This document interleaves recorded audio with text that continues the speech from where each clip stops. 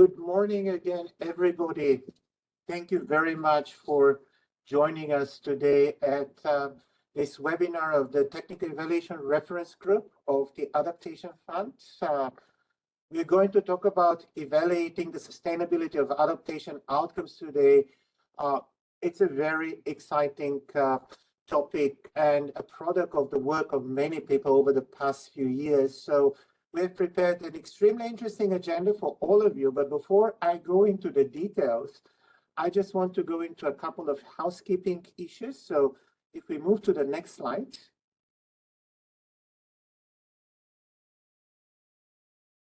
Yeah, so as you know, this webinar is going to be in English, but we are providing you with simultaneous interpretation into Spanish and French.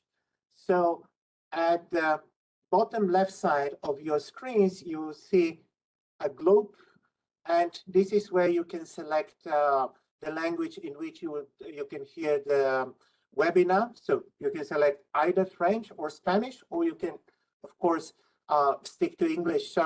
We want to make this webinar as interactive as possible, so please put your questions in the chat of the webinar, and later on we'll try to answer as many of them as we can. I want to assure you that if we don't answer some of the questions during the webinar, we'll reach out to you after that and we'll provide you answers. And also, if you have any additional comments or suggestions regarding this webinar or any future webinars, please reach out to us at the AF-TERG Secretariat using the email that is below. So my name is Vladislav Arnaudov, or Vlad Arnaudov, as most people know me. I'm going to be the moderator for today, and I'm the Secretariat Coordinator of the Adaptation Fund Technical Evaluation Reference Group. And if we go to the next slide, we can see the goal of our webinar today. So first, we'll start with a bit of a background of the Technical Evaluation Reference Group of the Adaptation Fund, who we are, what we are doing, and that will provide you with a good idea why we actually moved into ex post evaluation of adaptation interventions. And in the second part, we'll go into our toolkit for and the sustainability framework for ex post evaluation. And after that, we'll have a very interesting panel discussion where together with our three panelists, we will go through real experiences of applying the ex post framework, understanding the challenges and also the benefits of that. And at the end of this event, we have provided also some time for a Q&A session. So please send your questions in the chat box, as I previously noticed, and we'll try to answer as many of them as possible during the Q&A session. So without any further ado, I want to move to the first part of this webinar and talk about the AF-TERG background. So if we go to the next slide, yeah, and I want to give the floor to the chair of the Technical Evaluation Reference Group of the Adaptation Fund, Debbie Menezes, and she will talk to you briefly about who we are, what we do, and provide some opening remarks. So Debbie, welcome, and the floor is yours. Thank you. Thank you, Vlad. Thanks for that introduction, and hi everyone, and welcome to this session. My name is Debbie Menezes. I'm the chair of the AF-TERG, and I'm very delighted to join my AF-TERG colleagues in welcoming you to today's webinar on a topic which, in my view, sits at the very heart of effective and sustainable climate action. And that's the launch of the Ex Post Evaluation Toolkit, which has been specially developed for climate adaptation projects and programs. It's especially meaningful that today's session coincides with the 55th anniversary of Earth Day, a time when the global community reflects on the environment and on actions to protect our planet. And it also reinforces the urgency for taking climate action. And that's where the work of the Adaptation Fund is so significant. So on my first slide, I'd like to introduce you very briefly to what the fund is and the AF-TERG. If somebody could just move to the next slide, please. Yeah, thank you, Maisa. So just very quickly, the logo on the left is the Adaptation Fund, which was established under the UN Framework Convention on Climate Change, the UNFCCC, to finance concrete adaptation projects and programs in developing countries, particularly those that are vulnerable to climate change. And it does this by providing grant funding to countries. The Adaptation Fund's Technical Evaluation Reference Group, which you'll see has the orange blob added to it in its logo, provides the independent evaluation function to the fund. We're made up of a very small group of a chair and 4 members and a small secretariat, a small but mighty secretariat, and we report to the board of the fund. And the fund now has an evaluation policy which we helped to develop, which has been operational since 2023. And our job as the TERG is to work with the Secretariat to ensure the implementation of that policy. So we've been in existence since 2019. We're relatively new, and we have an innovative way of working. We are remote, we're virtual, we're based across the world. And so it's interesting rather than us being set up within an institution, bricks and mortar. Can you move to the next slide, please, Maisa? Thank you. So just very quickly, here's the mission statement of the Adaptation Fund, which is to help developing countries build resilience and adapt to climate change. And specifically, this is in the work that the Technical Evaluation Reference Group does, the AF-TERG, is very much consistent with the Adaptation Fund's evaluation policy. As part of that, what we do is we generate evaluations alongside provide advisory and oversight functions. We promote the utilization of evaluations, and we also support evaluation capacity building.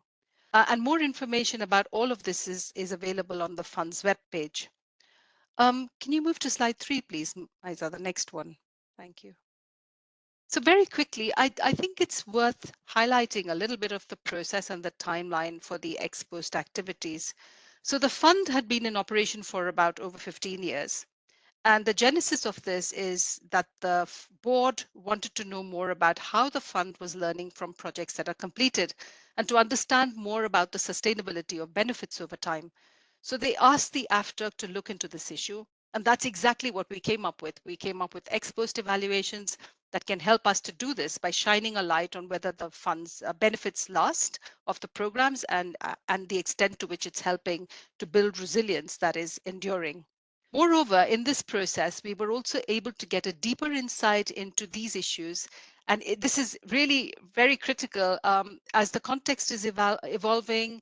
With adaptation programming, you need certain approaches, and it's also helping us to think about lessons and findings to program resources better in a resource-constrained environment and to demonstrate results. So in terms of the process, when we started this journey, we realized there was not a consistent methodology for ex post that was applicable in the context of adaptation fund projects. And when we looked at the literature, not many donors do ex post. So the adaptation fund is quite unique in that sense. So this work started off in 2021, where the methodology was developed and then piloted for 2 projects in Samoa and Ecuador, which were then completed in 2022. In Samoa, it looked at a project on enhancing resilience of coastal communities, and in Ecuador, it looked at aspects of reducing vulnerability and food security of communities and ecosystems. And through this process, a number of learnings emerged, particularly in terms of how to engage with local partners, how to co-create the approach, how to navigate complex issues, including access to data, etc. And we had excellent feedback from the board, which helped us to refine the methodology a little bit more and think smartly about how to approach this exercise. So consequently, we then revised it, tweaked it slightly, and applied it to 2 projects in Argentina, one around early warning systems and information to farmers, and the other around water storage systems for family agricultural users. And now we're at a stage where numbers 5 and 6 in Eritrea and Mauritania are underway. And we thought this would be a timely moment to launch the toolkit, which has been through several months of internal and external consultation as well. So now we have a process in place to select the next 6 experts, numbers 7 to 12. And by 2027, we think we will have 12 experts, which should allow us to do some more internal reflection on the approach, the lessons that are emerging, and perhaps refine the toolkit at that stage. And another important thing is, We actually, the evaluation function of the fund pays for these. So the burden of paying for these evaluations is not with the partners, but the evaluation unit pays for it. So, I mean, that's a helpful thing to, for us. And then finally, my last slide on this is I just want to say that this has been a long journey. The next slide, please, Maisa. Yeah, thank you. And I wanted to acknowledge and extend my thanks to everyone who's involved. Firstly, I think I'd like to thank the Adaptation Fund Board for getting us to initiate this very interesting and useful piece of work. I'd like to acknowledge that AF-TERG member Susan Legros is the focal point for this work, and she continues to provide overall technical steer, working closely with Mariana Vidal Merino, who's the evaluation analyst, and Vladislav Arnudov, who you know well, who's the AF-TERG Secretariat Coordinator. And this work actually draws on work that's previously been done by Yendra Sekan, by Meg Spears, Dennis Bors, Caroline Holo, all of who helped with the initial framing.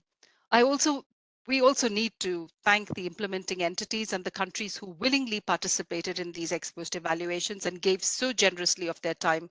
And of course, to the evaluators who you'll be hearing from today, who actually applied this methodology.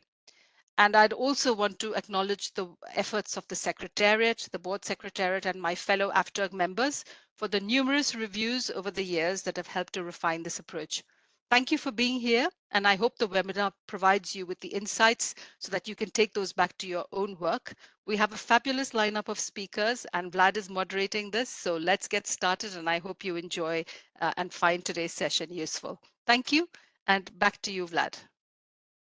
Thank you. Thank you so much, Debbie, for your opening remarks and also for acknowledging the work of so many people who have worked on this over the years.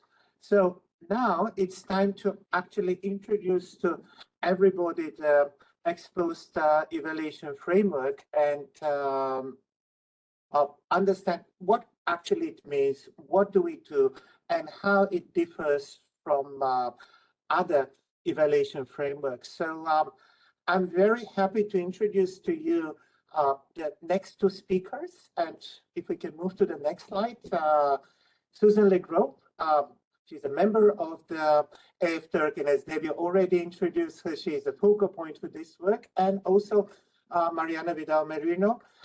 They've been working very actively on putting together the ex post tool. So in the next 15 minutes, they'll take you through this work. So Susan and Mariana, the floor is yours. Thank you, Vlad, and thank you, Debbie. I'd also want to expand on those acknowledgements and just reiterate how important the everyone who participated in the pilot phase was to this toolkit, including members of communities who donated their time and their insights. I would also like to thank everyone who read or reviewed this toolkit. Last fall, we decided that we would put the draft version of the toolkit up for open call for peer review, and we were surprised and delighted by the very substantive and insightful comments that we got. So thank you to all who contributed there. Next slide. What are we talking about when we talk about ex post evaluation? The Development Assistance Committee of the OECD has a very straightforward definition. It's evaluation of a development intervention after it has been completed. And they also go on to explain that the intention is to identify the factors of success or failure, to assess the sustainability of results and impacts, and to draw conclusions that may inform other interventions. And that latter part, the drawing conclusions that may inform, was really the driving kind of impetus behind the board's request for us to start this work nearly 6 years ago. Next slide, please. Can we go to the slide after this, please? Thank you. In terms of an overview of what has developed from that initial definition, you may notice on the left side that we have chosen a time frame of 3 to 5 years after project completion to go back and look. We have had a number of questions about why a 3 to 5 year time window, and we found generally that 3 years is sort of the minimum for seeing some emerging outcomes and seeing what has remained in a meaningful way. We've also found that after 5 years, it can be very difficult to access project archives, documentation, and it can be really difficult to track down, identify key informants, or even to have the project be fresh in the minds of the communities, especially in areas where other projects have taken place. So in terms of when we select a project in this window, one more thing about the time frame, I would say that it doesn't mean that we don't think you should go back after 5 years. In fact, we would encourage anyone to go back and do an ex post of a project they have implemented. And we have also not ruled out the possibility of going back in several years to some of our pilots. At any rate, the major focus of the ex post framework is to look at what project outcomes are sustained. We want to know about the longer term benefits and also emerging outcomes, whether they were expected or unexpected. We'd like to know about the conditions that have contributed to sustainability. Why are some things sustained and others aren't? And then we also want to know if there are sustained outcomes, how they contribute to enhancing the resilience of both the human systems and the environmental systems in a project area. Can we go back one slide, please? Super. So why conduct ex post evaluations? In short, the fund is, as I mentioned, interested in learning lessons about the projects. It has an annual monitoring survey. It has midterm and final evaluations. However, we know very little about projects after the project ends and the funding ends. And ex post evaluations are really the only way to go and examine what happens.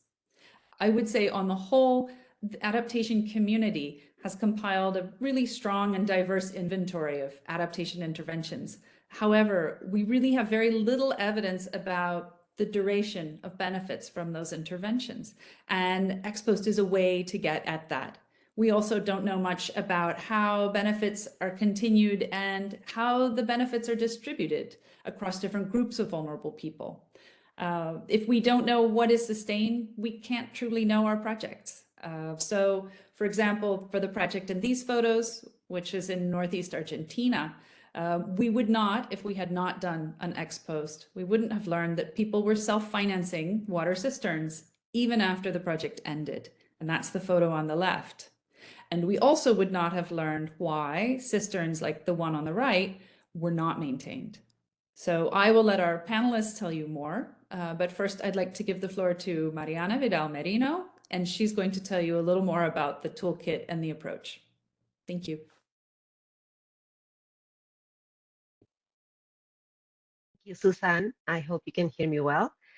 Good day, everyone. It is a pleasure to be part of this webinar, and I will be walking through to the key elements of the ex post evaluation framework. Next, please. Thank you. So let's begin by looking at the project implementation period that we probably are all familiar with. If we look at the project design stage, that is the time in which we define the overarching goals of our project, which are then translated into specific outcomes that we want to achieve. For example, one such outcome might be that communities gain reliable access to water during droughts. To reach this outcome, then we lay out a planned sequence of steps, essentially a roadmap for a change within a given context. And that is what we call the theory of change of a project.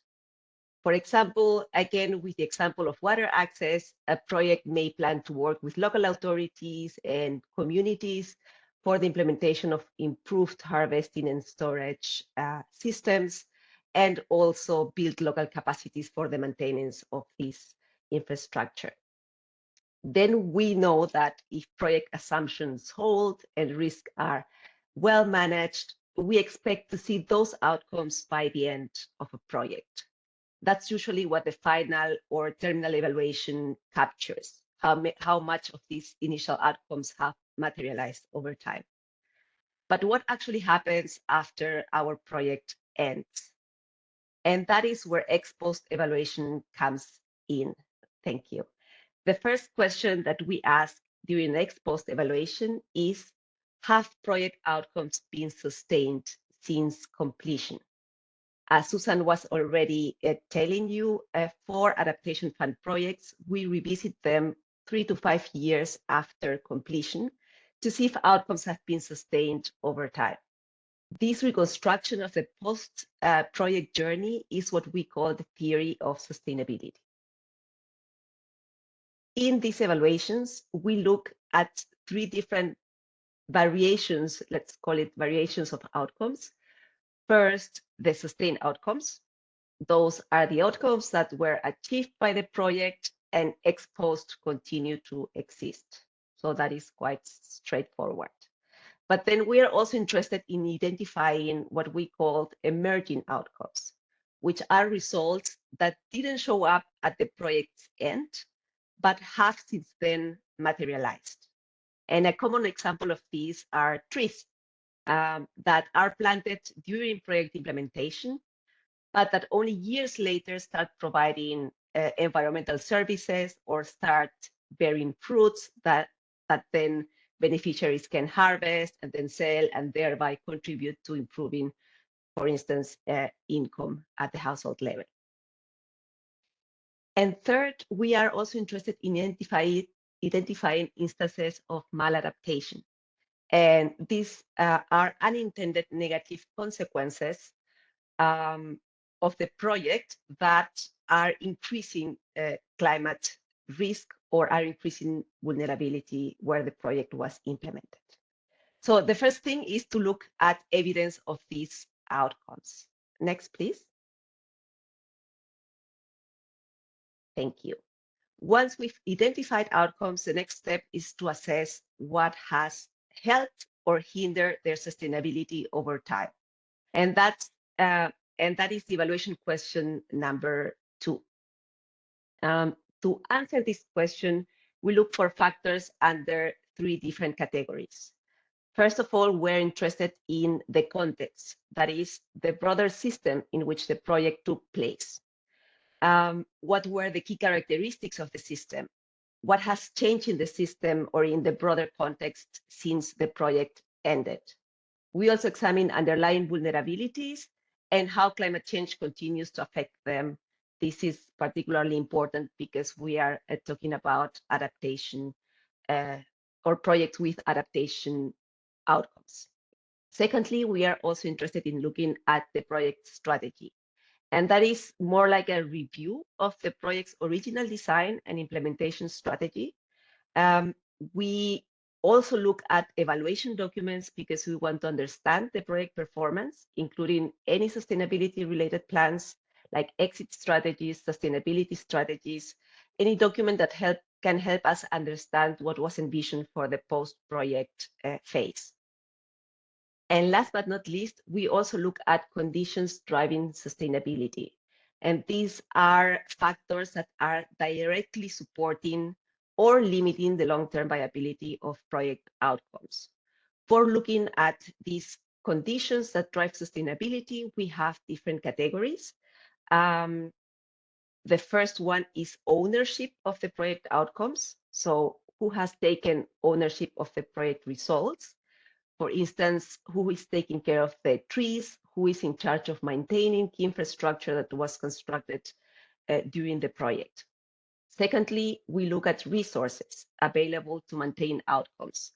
That would include the assets and infrastructure and the state they are at, whether they are well maintained or not, but also the availability of financial resources for the maintenance of these key assets. Third, we also look at capacities, whether these are maintained over time, and also which partnerships exist that help maintain the project benefits. I recommend you to take a look at the toolkit where you will find more details and examples. And then so far we've looked at these 2 big questions: what outcomes have been sustained and how are they being sustained? And now we move on to the third question, and is how these outcomes that are being sustained are actually contributing to increased resilience to climate change. And if they are contributing, how? This is something that closely aligns with the Adaptation Fund core mission, that is to strengthen the resilience of vulnerable communities facing the impact of climate change. When looking at contribution to resilience, we also have a standardized way to describe this. Again, the toolkit will provide you with further details, but as some examples, we are interested in looking at the scale in which measures were implemented, that is, whether the spatial or the temporal scale of the project outcomes are the right ones to help reduce climate risks. Another issue that is very important is who is actually benefiting from the project outcomes, how benefits are distributed across the diversity of actors in a given context. So inclusion, diversity, and equity are at the forefront of the elements we are interested in capturing ex post. And as I said, there are other characteristics that if you're interested, you can find in the toolkit, but these are all the elements that normally we revisit during an ex post evaluation. Next, please. And in this slide, I want to show you an example of one of the ex post evaluations of an adaptation fund project. This was done in 2022. It was about a project that was implemented in Ecuador. And I would ask you to first focus on the black arrow that is in the middle of this figure, and that represent what was foreseen in the original theory of change of the project. That is, this particular project aimed to enhance food security by improving irrigation. And this goal was to be achieved through the implementation of reservoirs and the establishment of piping systems. 5 years after the project finalized, the ex post evaluation found that at one project site, this outcome was still being sustained. If you look at the first picture at the top, that one is showing one of the rehabilitated reservoirs in the Cochapata region, which remained operational and well maintained. Therefore, it was water stored, it was being used for crop irrigation, so it was fulfilling what was initially foreseen by the project. Now let's focus on the dark green arrow that highlights an emerging pathway to sustainability. This second pathway was the case of another site that was in which the project anticipated that the local municipality would take the responsibility of maintaining the piping system. But in reality, ex post, we confirmed that was not the case. So the municipality would not maintain nor allocate any resources for the maintenance of the piping system.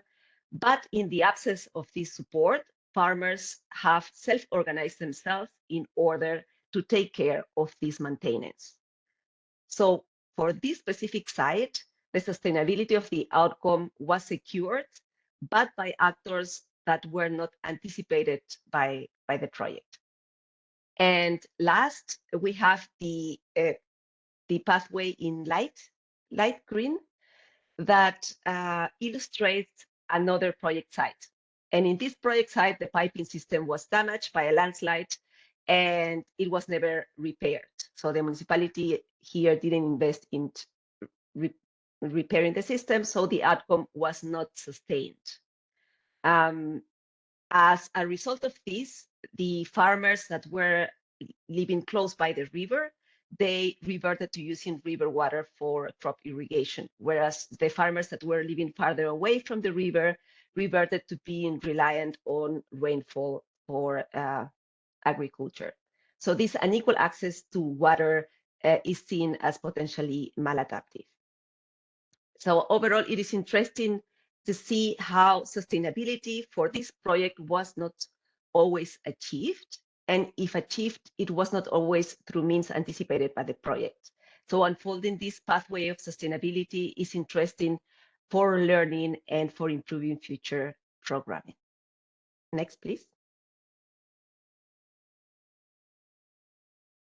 Thank you. And just to wrap up, I'd like to briefly present here the key steps involved in an ex post evaluation conducted by the fund. I won't go into much detail here, but it is worth noting that while the process generally resembles a typical midterm or final evaluation, it does have unique characteristics.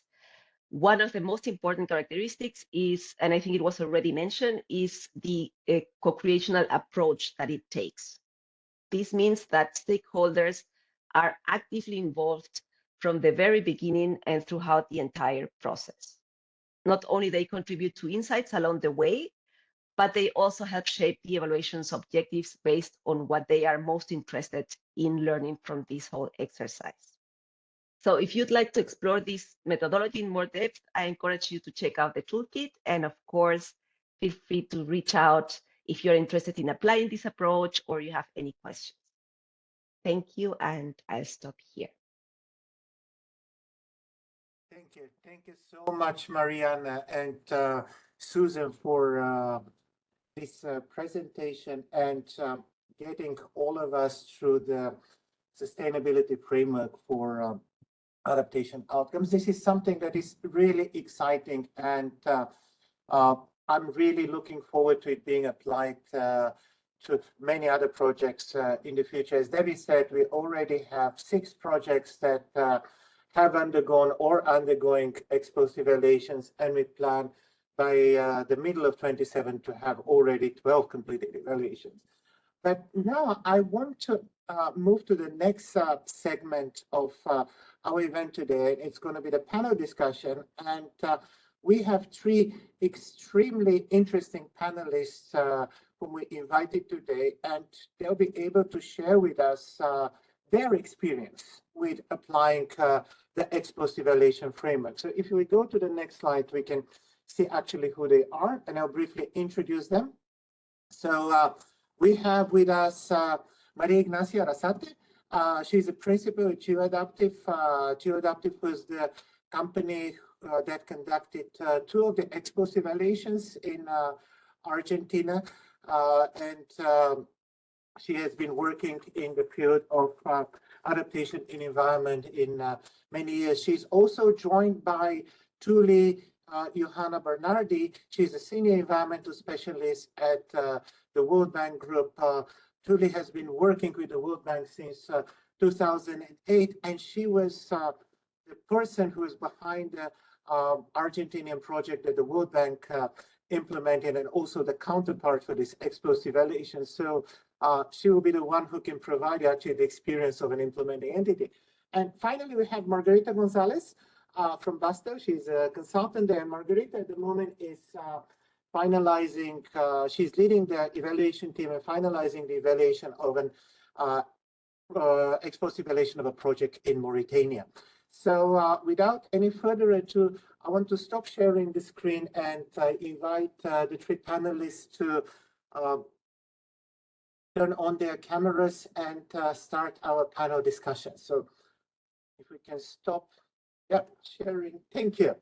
Thank you. And once again, a very warm welcome to Tuli, Margarita, and Maria Ignacia. Thank you for joining us today. So I want to start with some ice-breaking questions and basically understand actually why you are interested in conducting ex post evaluation. So first, I want to hear Tuli's perspective, the perspective of an implementing entity. I mean, the World Bank for every project has midterm reviews, it has final evaluation. So you already do that, but why were you interested actually to participate also in this ex post evaluation exercise? What was the thing that really excited you? Thank you, Vlad, and everything. This is an excellent panel and event. And I have been so thrilled participating in the whole adaptation project overall. It's already since a long time, but also this ex post evaluation, because it's pure luxury.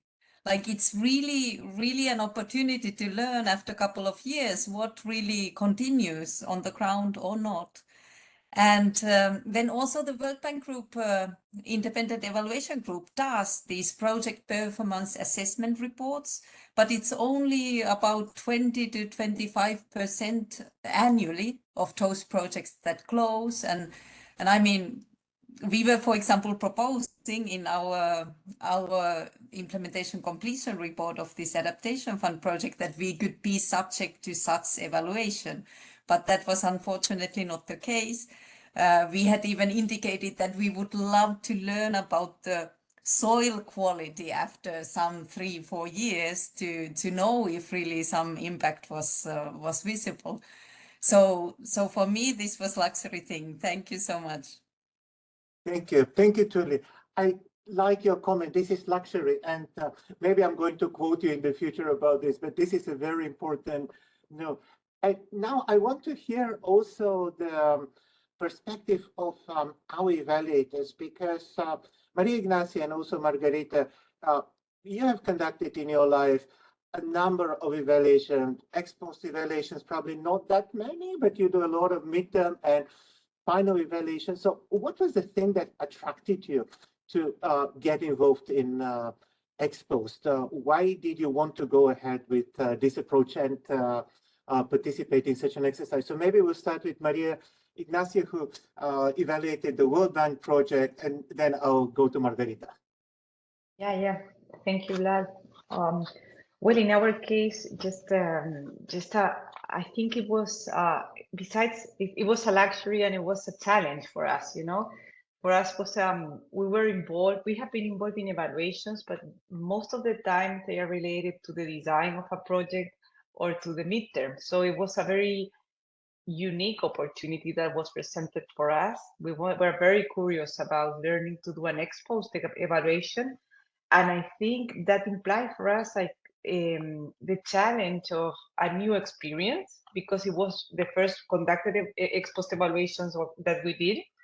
And also the challenge of confronting something that is very difficult, that is like to go back to a project that closed, and in a way you have to dig or extract evidence from multiple sources. I mean, that's a challenge because it's not systematically organized most of the times.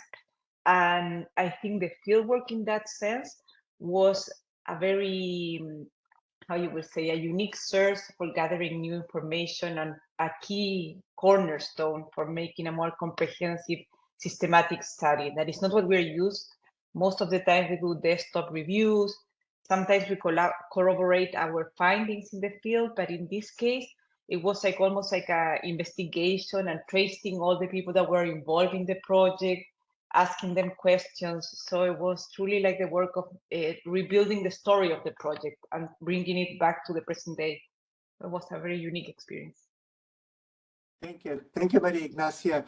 And I like that you talk about like rebuilding the project story and revisiting that, and this is what I like. But Margarita, how about you? You're the one who is still like in the middle of this process. I definitely am in the middle of this, and I'm still very excited about that process. So yeah, when the opportunity came up, we were really excited to try this because it's something new, something that we never get the chance to do. Especially, you know, as an evaluator, we do the midterm, we do the final, and in the final especially, you know, you make all these assumptions. Okay, this is sustainable, this is not sustainable, this based on the context. So having the chance to actually, you know, go back and check if it happened, that was really exciting. And just trying this new methodology, doing this type of evaluation that never really occurs, it's a great opportunity, learning opportunity for us, but also for the adaptation community. Thank you, Margarita, and thank you for emphasizing the fact that it's a really great learning opportunity for all of us, and this was the reason why we have been doing this. And you also, you and Maria Ignacia and Tuli also, I think, touch upon that, but it's very important to remember that we're doing this for adaptation outcomes, and in the case of adaptation, we see the outcomes not at the point of final evaluation. Maybe you'll see some signals there, but we actually need to revisit the project to understand whether those outcomes have really materialized and whether they have been sustained. So it's very important also to keep that in mind. And with this, I want to actually move now to the actual project stories and understand better what was expected to be seen and what we saw as part of the evaluation. So Tuli, I want to go back to you.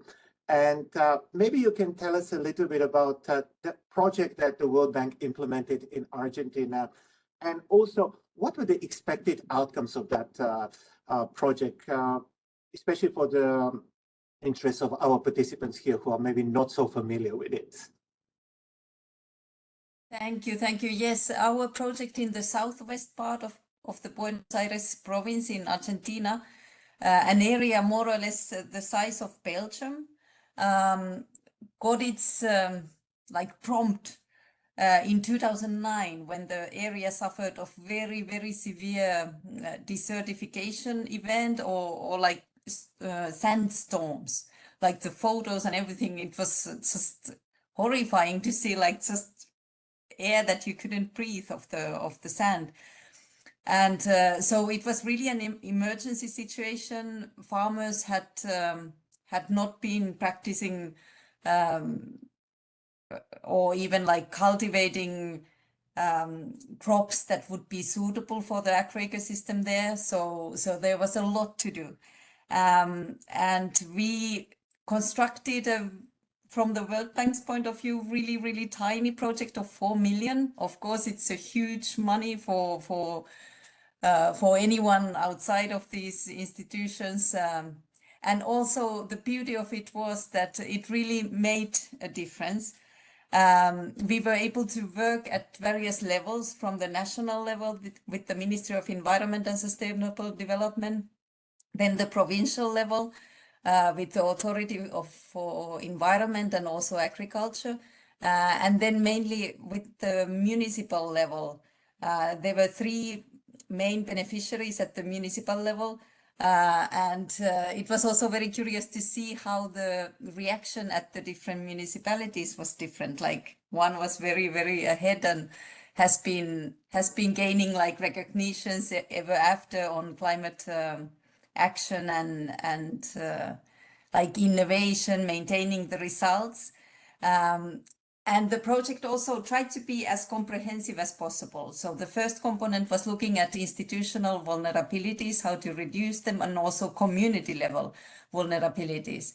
And then the second component was the main bulk of the funding, and that was really to look for concrete adaptation measures that were led by technical institutions, very present there at the local level. So those were about sustainable land management and also looking at livestock management and water, sustainable water access for producers.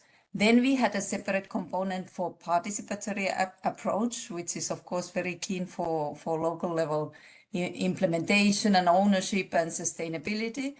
And then we had not the traditional project management component, but rather we named that overall management component like the sustainability strategy, really, for the project. So I believe from the very design of the project, we were with this idea that these will need to take time. I mean, this is just the seed money to help the institutions and communities to learn about climate change and about the opportunities to tackle it. Thank you.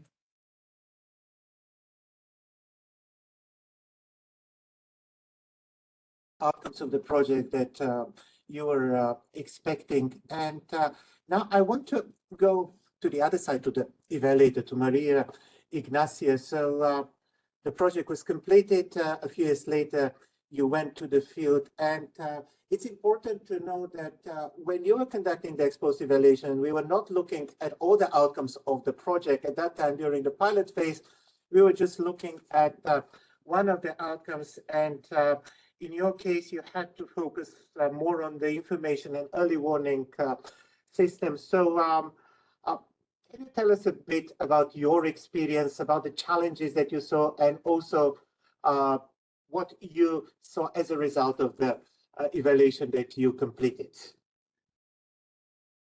Thank you. Yeah, well, thank you. Well, I think one important point to also to continue with Tuli's line of thought, I think one of the highlights of the project was that it is a project that is a complete ecosystem of tools towards sustainable practices for land management. And in our case, we were focusing one of those elements, the information and early warning system, as you mentioned, Vlad, that it's important to distinguish that, therefore, that brings a challenge, because it's really hard to isolate this specific tool or component from the rest of the ecosystem of tools that were implemented in the framework of the project. That clearly, I think, is one of the things that limits, in a way, the finding of empirical data that could support or provide us evidence in relation to what were really the impacts of the project when we examine it ex post in relation to the information and early warning system. For example, just to go a little bit deeper, like from that more like theoretical statement to the practical findings. So the system was composed from 12 measuring stations. Those hydrometeorological stations provide data, so you can establish weather reports that will be key information for the practitioners, for the agricultures, to improve their practices or to be prepared for a changing climate in the future. So that was one of the purposes of this information system. But you have in this area many other different things going on. For example, you have practices that were really not very sustainable for land management, in the sense that they contribute to the desertification process that Tuli was making reference to. So many times, even if you implement this early warning system, the agricultors not only respond in their practices to the availability or lack of information, but also to practices that are entrenched through generations of how they have been doing their, agricultural productions. So even though you have information, there's also to consider these traditions and dimensions that are very heavy, that even though they have information, they will keep sometimes doing the same practices.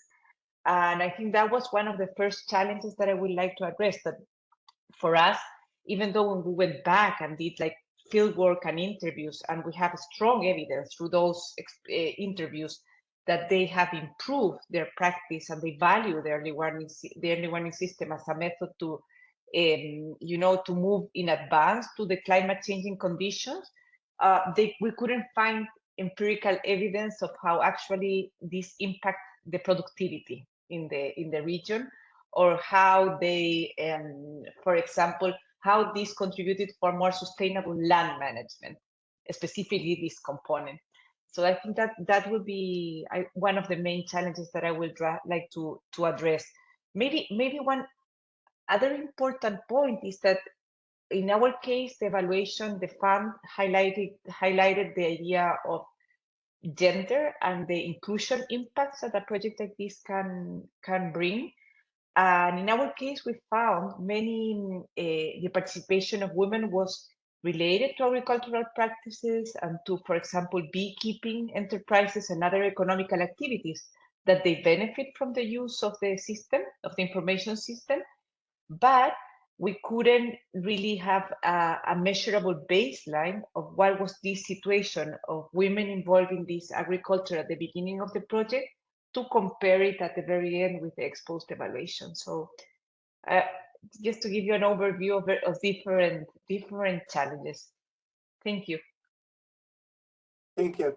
Thank you very much, Maria Ignacia, and thank you for talking about the entrenched cultural practices, but also the gender-related issues. And I think what you just presented really shows how important it is to revisit projects and understand what is their real impact, and see like what are actually the limitations also of our understanding of this impact. And in your case, just to reiterate again, you're just looking at one particular outcome. But later on, when this actually started in 2024, we wanted to look at the full project and at at what it looks like to conduct an ex post evaluation on all the outcomes of the project. So now I want to go to Margarita, because she was the first one actually to look into this upgraded approach, looking at all the outcomes. So Margarita, maybe before you deep dive, give us a little bit of a background of the project in Mauritania that you were evaluating, and also tell us what was different when you were looking at all the outcomes of the project. Was it easy? Did it provide you with more information, or actually it make things more complicated? Over to you, Margarita. Thanks, Vlad. So just a bit of background on the project. As you probably know, Mauritania is a very large country in West Africa with a very arid climate. So there's a lot of climate-related challenges. The project itself was implemented between 2014 and 2019 in the southern regions of Mauritania, which are primarily inhabited by agropastoralists. The project aimed to enhance the resilience of the vulnerable communities to the effects of climate change on food security. It was, it was a World Food Programme project. I forgot to mention that. There were three main components to the project. The first one focused on capacity building for adaptation planning at the government, but also community level. The second one was really focused on the resilience of ecosystem through dune stabilization, increased vegetation cover, water retention infrastructure. And the third one was really focused on the resilience of communities through income generating activities. It had a budget of $8 million, and it was implemented in 85 communities. So yes, there were actually 9 outcomes. So it was a pretty big leap, and it was also implemented across 85 different sites. So there was a lot of work to adapt our approach to find a balance between, the breadth and the depth of what we could achieve within this evaluation. So one of the first things we had to conclude is that we wouldn't be able to get to an actual representative sample of project sites. So we went with a case study approach. So we selected three sites that covered as many that covered all of the outcomes, but also with some specific characteristics. The sampling process itself was a bit of a challenge because, again, there are so many factors to consider, from geographic location to ethnicity to also the number of interventions that were taking place in each of the sites. We really wanted to make sure that we were able to have findings for all of the outcomes, and one of the types of activities were not, well, one of the outcomes was not was only implemented in a few sites, so we had to make a circle fit in a square, and we managed to include one extra site, just quickly visit to check on one specific outcome.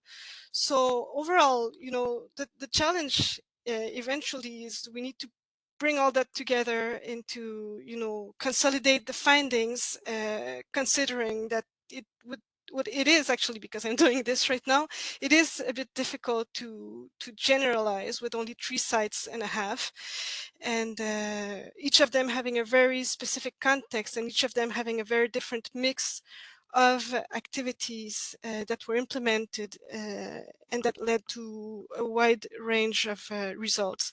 So it's a bit the contrary to what Maria Ignacia was mentioning. She had to isolate her outcome from all the others. We had the chance that we could look at the whole picture, so that was great. At the same time, the level of complexity was also significant in trying to bring all this evidence together into well, specific findings about outcomes overall. Thank you so much, Margarita, and thank you for bringing forward actually the complexity when we have to look into all the project outcomes. Especially in your case, I think the challenge was even bigger because you looked at, as you said, 9 outcomes. So this was not an easy task. So I just want to go through one more round of questions before I open the floor for Q&A. But before that, I want to remind our audience today, please kindly put any comments that you have to the panelists or to any other of the previous speakers in the chat, and we'll try to pick them up in the Q&A session. So the evaluations were concluded. So first I want to go back to Maria Ignacia and just maybe confirm once again, like, what were the big surprises from your side as an evaluator once you completed the evaluation? Was there anything that really made you think, oh, this is something I was never expecting to happen? Yeah. Well, I think my surprise, was even though we isolated one component of the four main components that Tuli made a reference at the beginning of this conversation. Even though if we isolated, we were isolated one component and focusing on it, it was we realized, I think was the biggest finding, the importance of building local capacities in tandem with the construction of physical infrastructure.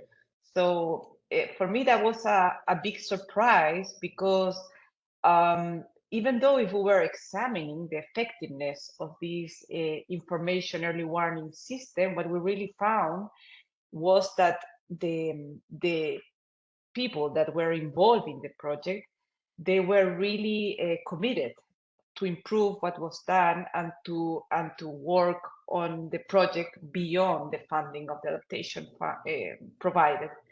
So, for example, I want to highlight in the case of Argentina, the INTA, that is the Instituto Nacional de Tecnología Agropecuaria, the people kept improving their management of this information of early warning system, and in two very specific ways. One was diversifying the communication channels used with the agricultural producers. So at the beginning, they just limit to post reports in their website. At the moment of the ex post evaluation, they communicate directly with the agricultural producers' corporations via WhatsApp or with other social media platforms like Instagram, Facebook, and that is like beyond, what it was happening when the project closed. And on the other side, the ability through the years to transform technical data, complex technical information about the weather, into actionable guidance for the agricultural producers. And that also was part of the evolution of the project through time, since it was closed and at the moment that we step in to try to understand, how this was working. So in a way, for me, this was a success of the project beyond for example, the failure of part of the infrastructure, because that was some of the stations were not working, but it really, first of all, the system has redundancy and keep providing information about the weather, and that made it useful. But on the other hand, how this technical knowledge is translated into practical, actionable knowledge for producers. For me, those innovations in communications were really like findings that surprised me and I was not expecting to find. Thank you, Maria Ignacia, and thank you for emphasizing those points, especially how this very complex technical information is transferred into something actionable and how the project actually started living its own life. I think it's a very good example of adaptation of the project results and how they start living their own life and sustain the outcome. So thank you for this. I want to go now to Tuli and also hear her perspective of what you saw as a difference between what you expected originally from this project and what you learned from this ex post evaluation, and maybe also add to that how the World Bank can, you or any implementing entity can take up the learnings from this kind of evaluations for future adaptation programming. Thank you. Yes, I have to say that for me personally, it was a little bit of deception that we were not able to look at the whole project. So I'm very happy that Adaptation Fund has taken the challenge to upgrade the evaluations to really try to look at everything what was done, even though not of course in every site, but just in a sample as Margarita was telling. But I mean, for example, the fact that not all the weather stations were maintained afterwards, that is unfortunately no news. That's quite typical. Unfortunately, typical result of this type of projects. And I mean, we knew it as well, but then again, like when the project financing finalizes, there is not that much you can really do beyond, of course, trying to build that institutional ownership. And I believe we had it. Then again, as development is such complex issue, like there are so many needs everywhere. So it's sadly understandable that that the money is not there for everything, but so it was not surprise to me what the result at that level was.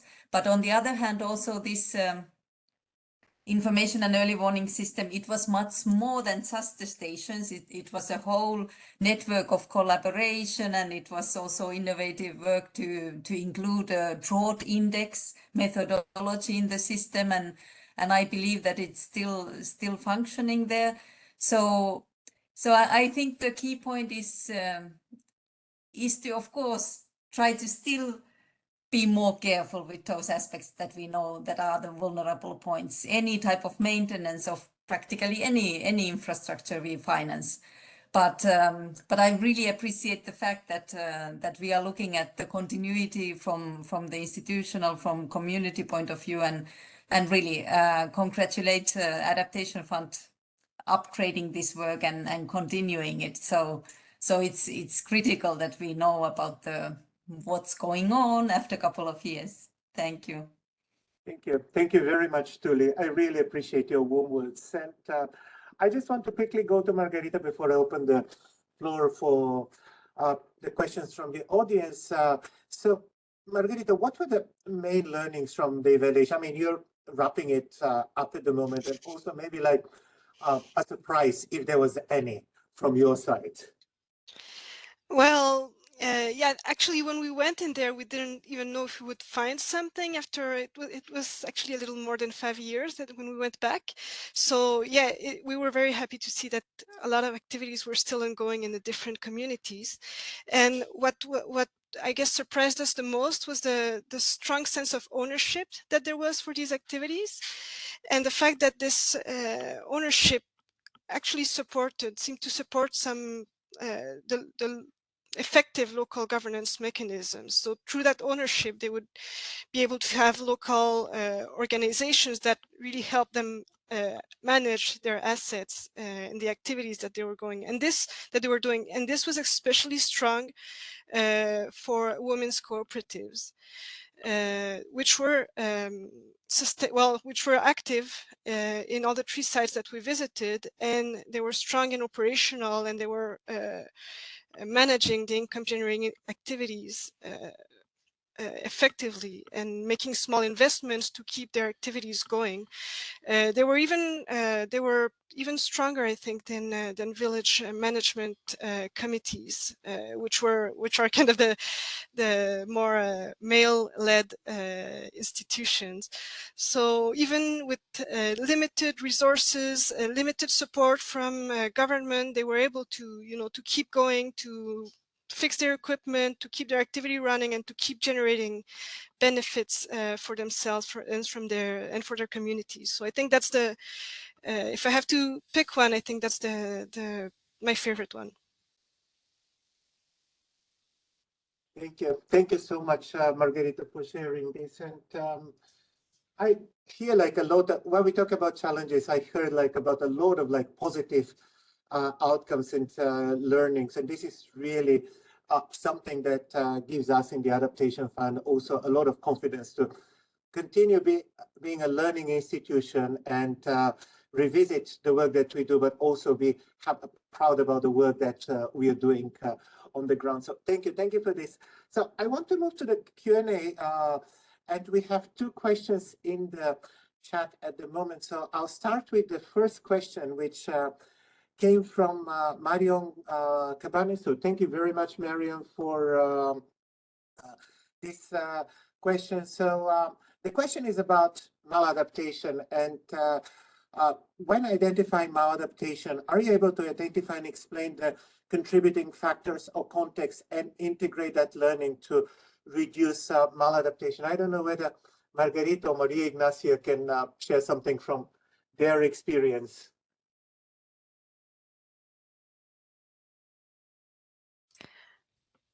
Well, I'll cut. Margarita, go ahead. Yeah, no, I just wanted to cut the silence.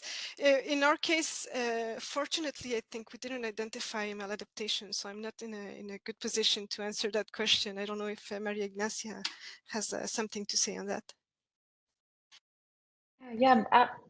Yeah, in our case, I would say no, because if we understand maladaptation as actions that worsens the actual situation or increase the vulnerability, we didn't find any of those findings, in our evaluation. My understanding is that the evaluation that was done previously to ours, like as a reference, there were some of those. I think there were some interventions related to like the coastal protection. And correct me if I am wrong, but so I saw some examples in there. But in our case, I think the situation in Argentina, what we found was that the practices conducted by years and years of agricultural production were conducing to a process of desertification that was going on in the area, and that the project design certainly contributed to improve that situation. So I don't have any more comments in relation to that.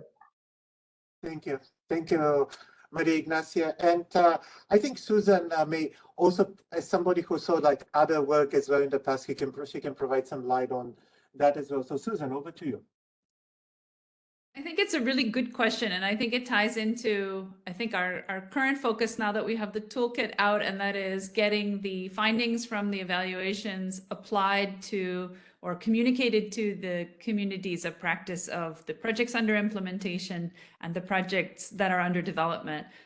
We did have an incident in the very first evaluation where there was a rock wall that had reduced erosion on the beach, and this was in Samoa. But a beach that was further down the coast had experienced increased erosion. And so we were able to share those results with both the implementing entity and also with the government. And we also mentioned these issues with the reviewers who review project proposals, so they can keep an eye out for projects involving infrastructure. We also had, we want to say, I think in almost every pilot evaluation, we found that there were climate risks that were bigger than the projects originally anticipated. And we also found that there were climate risks that the projects didn't anticipate. So for example, in Samoa, inland flooding that had not been expected, and it had an influence on the infrastructure, or landslides in Ecuador, where the project had been focused on droughts. So I think that is information that we have again conveyed to the review team that is on the kind of project pipeline side, that will help them when they go through and work with the proponents. Thank you, Susan, and thank you. Ongoing process. Yes. Thank you for emphasizing the learning loop and how these findings can be fed into programming. I'm just looking at the clock, and we are at the end of our official time, but as we started a few minutes later, I just want to take one more question before we wrap up. And there was a question from Florencia, and she was asking about the reconstruction of the story. So I think it goes back to what you, Maria Ignacia, were saying. So Florencia is referring back to some ex post evaluations in education. So she was talking about practically what kind of methodological choices and approaches evaluators took to pull off the reconstruction of the story. What methods and tools did you use to combine? Did you rethink any of your traditional choices? Like, for example, in the case of Florencia, they had to rethink the baseline, the way of understanding the pathway of the front line to the policy. So can you very briefly talk about the reconstruction of the story on your side, Maria Ignacia? Thank you. Yeah, thank you. Yeah, really, really good question. I think this was the biggest challenge of all, you know, like how to do it, how to rebuild the story of the project. Well, I think one of the, just to start, like we really tried to, we went back to all the information provided by the World Bank team in the sense of the reports, the evaluation reports at the beginning of the project, like in the early phases of planning, midterm evaluation, as well as the closure evaluation of it. That provides us like a clear line of indicators to understand the evolution of the project during the development of it. Then through that understanding of the project, we try to pick up some of the indicators, and that with that selection of indicators, we build some of the interviews and our fieldwork. Samples were also targets to try to understand those indicators. So that was very, very helpful, because when you as our main method, I think, to approach to the rebuild the story was through the interviews with the different people that were involved, as well as the fieldwork. But how you direct that to gather information that will be useful to examine some of the topics that were evaluated through the developing of the project, I think it's just by looking the information and trying to understand which were the key indicators and examine them ex post. One thing I think we talk about when we end up the project that I regret we didn't use a more like a geospatial approach to examine the results of the project. Like, is, for example, today we could add other types of methodological approaches, I think, such as remote sensing and analyzing imaginary, satellite images to understand the evolution of land use in the area. For me, would have been like something that I would have liked to add to this type of evaluation as a way to provide empirical evidence of how land use changed. But of course, these are things that also, like, again, goes beyond the time frame of the project. But I think we would have like also examine methods in relation to those approaches, more innovative approaches, also to understand the evolution of the project beyond the interviews and the analysis of the information provided by the World Bank. Yeah. Thank you. Thank you so much, Maria Ignacia, and thank you also for your reflections on what else could have been done. I'm really conscious of time, so I want to ask each one of you to give like a 30-second message to anybody in the audience today who plans to conduct an ex post evaluation. What is the thing that you really want them to keep in mind? Maybe I'll start with Tuli. Thank you. So I believe the most important is to design the project already for this later on, and think also on how we could build in those follow-up actions beyond the project closure by those very people who are responsible of the activities, even though also there is staff turnover and all this, but still I believe we should kind of challenge the beneficiaries to really tackle this and show the results also afterwards. Thank you. Thank you, Tuli. Margarita, what would be your message? Well, my message is more for evaluators. If you're thinking of doing this, just trust the process. It's not a typical evaluation process. You just build it one step at a time. You learn, you absorb the toolkit, and eventually you make it to the end, or I hope at least you make it to the end. So yeah, that would be my message. Thank you, Margarita. And Maria Ignacia, how about you? For me, I think that I really value the co-creation approach that was used and fostered by the Adaptation Fund, in the sense that I don't think it's just about looking the documents and the data gathered and go back to try to prove if that was effective or not, but it's really about rebuilding the story through talking with the people that was involved in the project. And that gives incredible insights and new directions that probably you will never find in the documents. So that would be my recommendation. Thank you, Maria Ignacia. And just before we wrap up, maybe Susan and Mariana, like any final quick reflections from you, quick messages.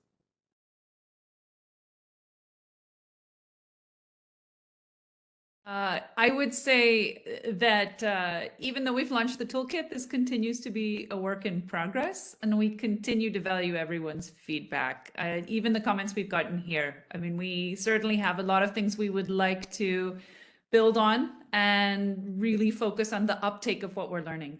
So from my side, thank you very much to everyone who's participated. Thank you. Thank you, Susan. And Mariana, you have the last words. No, let me just echo Susan's word. Thank you to everyone, and also to the panelists. That I've really enjoyed hearing from you your perspective about this whole process. Just as a reminder that the Adaptation Fund will continue to conduct this type of evaluations. So if implementing entities are interested, then as Tuli rightfully said, the best way is to plan for sustainability. And also, if you aim at an ex post evaluation, a good practice is to keep a good archiving of all the documentation so that this process will go smoothly. Yeah, and that's it from my side. Thanks again, and over to you, Vlad. Thank you. Thank you, Mariana. And I want to thank once again to all of our panelists and presenters today, and to our attendees. Thank you very much for your interest. It was an extremely interesting discussion, and even me as a moderator learned a lot from this. So thank you again, and I look forward to more exciting work on ex post evaluation. I wish you a very nice day, and to those questions that we couldn't respond, yeah, we'll get back to you by email. And if you want to contact us separately, please use the email address provided. Once again, thank you very much, and I wish you a great day ahead, or maybe get great afternoon or great evening, depending on where you are. Thank you. Thank you.